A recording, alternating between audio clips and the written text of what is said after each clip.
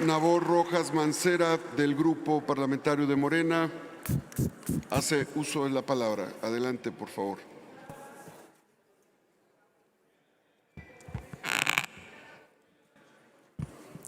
Con su venia, señor presidente. Ayer un compañero de bancada decía que la oposición tiene tanta moral que la tiene doble. Y estoy de acuerdo, ¿eh? Ese es un tema de doble moral.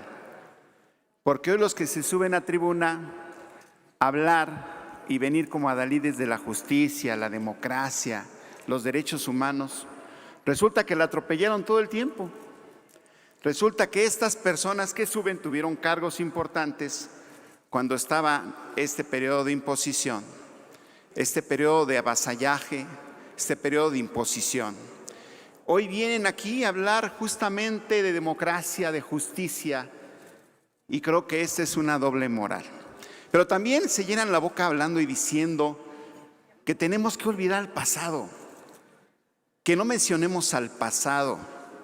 No, señoras, señores, y a todos aquellos que nos están siguiendo en el canal del Congreso, les digo, aquellas señoras, aquellos jóvenes, no olvidemos el pasado de ninguna manera.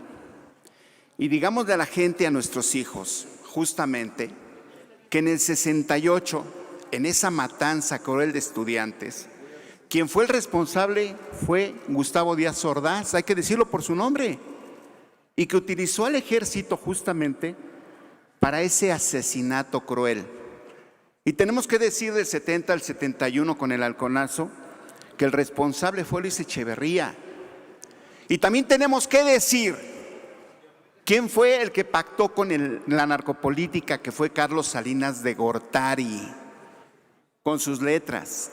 Y tenemos también que decir quién fue el que hipotecó al país con el Fobaproa.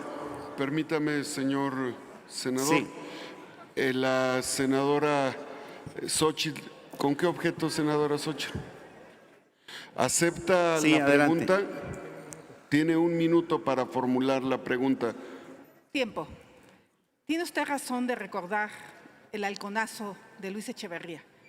Y tiene usted razón de recordar los asesinatos de los estudiantes en 1968.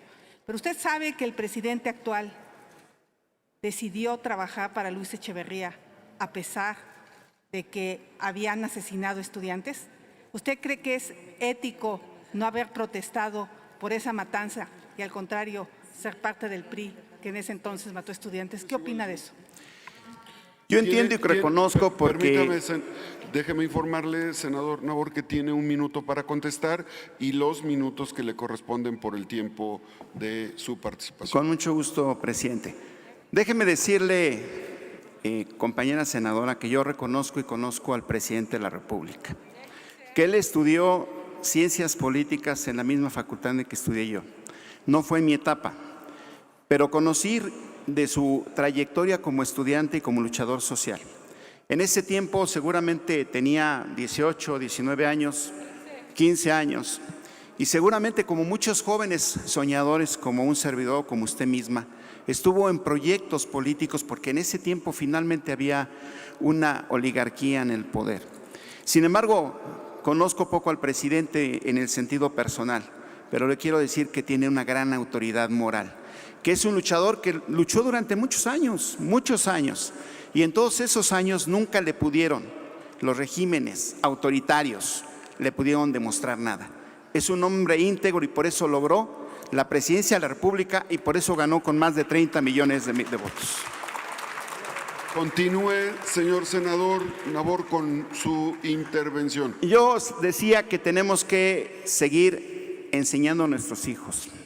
Me gusta mucho cuando los senadores sacan sus libros, hablan de historia, de grandes próceres de la historia y señalan épocas y etapas muy importantes del desarrollo de este país. Pues quiero decirles que esta parte que estamos mencionando también es parte de la historia, y que va a quedar en los libros de historia de nuestros hijos y de nuestros nietos. Y que sepan exactamente, por ejemplo, y yo estaba en el tema del Fobaproa, cómo Ernesto Zedillo hipotecó a este país y seguimos pagándolo, Y hay quien dice, ya pasó, olvidémoslo. No, no, de ninguna manera se puede olvidar. Y después tenemos que mencionar justamente quién siguió. El peor presidente en la historia de México, el primer responsable del huachicol en México, Vicente Fox.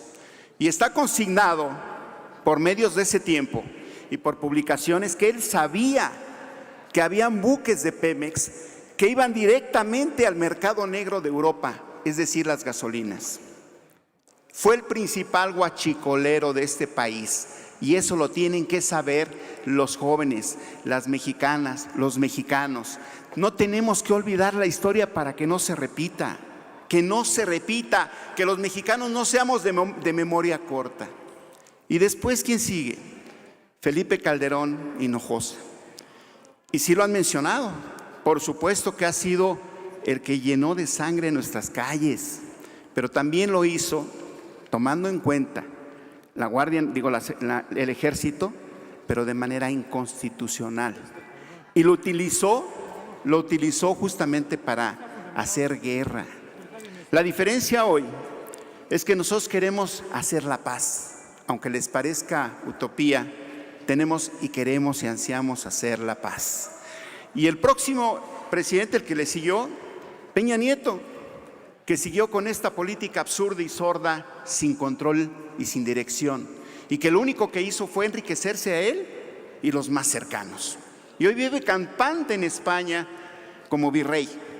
Esos son los presidentes que nos dejaron este país en cenizas. Yo por eso decía, y se los digo de una vez y muy claro, este país nos lo dejaron en cenizas. Hoy, a 4 años, estamos reconstituyendo y reconstruyendo al país. Aunque usted lo dude, hoy estamos reconstruyendo el país que ustedes dejaron en cenizas. Pero lo vamos a sacar adelante, y eso se lo aseguro. No podemos equivocarnos y no podemos dar marcha atrás a la estrategia de seguridad. Sería un error gravísimo. Y les voy a decir por qué. Y lo comentaba yo ayer. Tenemos policías municipales que no tienen la secundaria ni la primaria. Tenemos policías estatales que están por las mismas y que no están preparados físicamente. El Fortaseg se utilizó en la mayoría de las ocasiones para que los presidentes municipales se quedaran o tuvieran camionetas blindadas. Eso no se puede dar. Hoy yo los invito, independientemente a las ideologías que tiene cada uno de ustedes, a que no regresemos a ese pasado. No tenemos las capacidades para que los policías municipales o estatales puedan hacerse cargo de la seguridad del país. Por ahí está vociferando el líder del PAN. Quizá le está doliendo lo que estoy comentando, pero creo que yo he sido respetuoso con los oradores que han venido de su partido. Yo lo único que le pido a todas las mexicanas y mexicanos que están siguiéndonos es que no olvidemos ese pasado ominoso. Por otra parte, quiero comentar que es muy lamentable que la oposición venga a tratar peyorativa a las Fuerzas Armadas, al Ejército. Lo está tratando de manera peyorativa porque está hablando, prácticamente lo está criminalizando. Cuando el Ejército mexicano lo que ha hecho ha sido obedecer instrucciones. ¿Y de quién ha obedecido instrucciones? De un mando civil, del Ejército. Permítame, señor senador, el orador está en uso de la palabra. La mesa directiva ha estado atento a que los oradores sean respetados en uso de la palabra. Así ha sido con todas y con todos. Démosle oportunidad al señor orador a que se exprese, y hay que evitar los diálogos para que logremos conducir una asamblea con pulcritud. Adelante, señor senador. Gracias, presidente. Repito, la oposición ha tratado de criminalizar al Ejército y eso no lo podemos concebir. Hoy la bancada de Morena Estamos apoyando al ejército mexicano, lo reconocemos. Y cuando se habla de Tlatlaya, de Agua Blanca, de Ayotzinapa, se habla de instrucciones del jefe máximo en ese momento. Es decir, en el 68 fueron del presidente, como ya dije. En Tlatlaya, Agua Blanca y todos los eventos en los que se vio inmiscuido el ejército fue por instrucciones del mando civil que tenían en ese tiempo. Hoy el mando civil lo tiene un hombre probo, un hombre honesto, un hombre que quiere a su país. Por eso no se preocupen. Yo estoy cierto de que vamos por muy buen camino y que no vamos a regresar a ese pasado oscuro.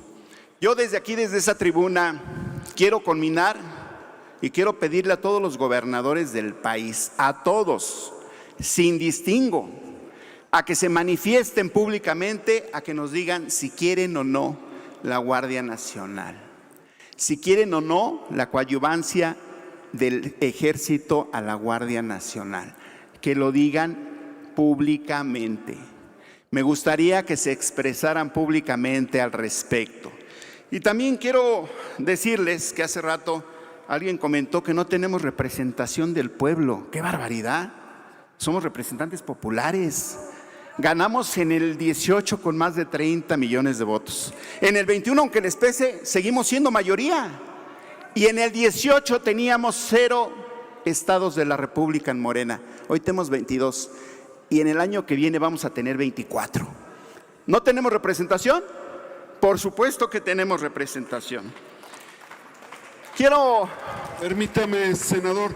Sí. El senador Emilio Álvarez y Casa, ¿con qué objeto, senador Emilio? Preguntar. Para hacerle una pregunta. ¿Acepta la pregunta? Sí, con mucho gusto, Adelante, señor senador. tiene un minuto, senador Emilio, para formular la pregunta. En atención a lo que usted recién mencionó, ¿sabe usted lo que son las leyes de obediencia debida? Las leyes que se implementaron en América Latina y que fueron justo las que utilizaron los ejércitos para justificar las masacres. Las leyes de obediencia debida, senador. ¿Nos puede explicar qué son? ¿Me podrías decir un poco más fuerte porque no te escuché muy bien? Gracias. Si nos puede usted explicar qué son las leyes de obediencia debida que se utilizan en las estructuras militares para justificar los mandos de superiores, como por ejemplo Ayotzinapa. Por su atención y respuestas, muchísimas gracias. Gracias, senador. Permítame, Te mentiría si te dijera exactamente. Señor senador, tiene un minuto para contestar y tiene el tiempo restante para concluir con su participación. Gracias, presidente. Señor senador, con todo respeto, te mentiría si te dijera que conozco exactamente los ordenamientos del ejército, pero lo que sí te puedo decir es que yo tengo conocidos en el ejército, coroneles, algunos comandantes, que me han dicho que sobre todo, el principal principio que tiene el ejército es salvaguardar la vida de las y los mexicanos, y que tienen un principio de obediencia, y este principio de obediencia es institucional y lineal, y obedece al mando supremo, que es al presidente de la República. No sé a ciencia cierta lo que me comentas, porque te repito, sería mentirte, pero lo que sí te puedo decir es que debido al conocimiento que tengo de muchos militares, es que son mexicanos de bien, que han obedecido en su momento ordenamientos lineales, pero que en todo momento, y lo han demostrado en situaciones de desastre, han velado por el bien de las mexicanas y los mexicanos. Continúe con su disertación, senador Nabor. Hay una frase que a mí en lo personal me gusta mucho y que la voy a decir, que dice que nadie, absolutamente nadie, vale por sus pensamientos secretos, que nadie vale por su timidez o por la cobardía, que el hombre vale por la causa a la que sirve, por una bandera que enarbola y por la huella que imprime a su tiempo. Y quiero decirles que hoy estamos jugando ese papel. Y yo acepto el reto, Vamos a ver en poco tiempo quién se equivocó. Y les aseguro que el pueblo se los va a demandar, como les ha demandado su decisión en la reforma eléctrica y como les va a cobrar la factura en el 23 y en el 24. Este país va a seguir teniendo un gobierno de Morena porque tenemos una razón, nos asiste la razón moral. Y por eso en poco tiempo tenemos 22 estados y tendremos 24. Miren, tenemos un presidente que quiere a su país, un mexicano que quiere totalmente a su país y lo ha demostrado en todas las acciones. Yo soy un convencido que la Guardia Nacional se va a profesionalizar, que en poco tiempo tendremos policías preparados, titulados, física, mental y estudiantil o educativamente. A eso es lo que apostamos, a tener policías municipales que tengan preparación física, que tengan escuela, que quieran a su país, que tengan identidad. Y yo creo que ese es el espíritu de estas reformas secundarias, amigas y amigos. Yo estoy convencido de eso. Veamos hacia adelante.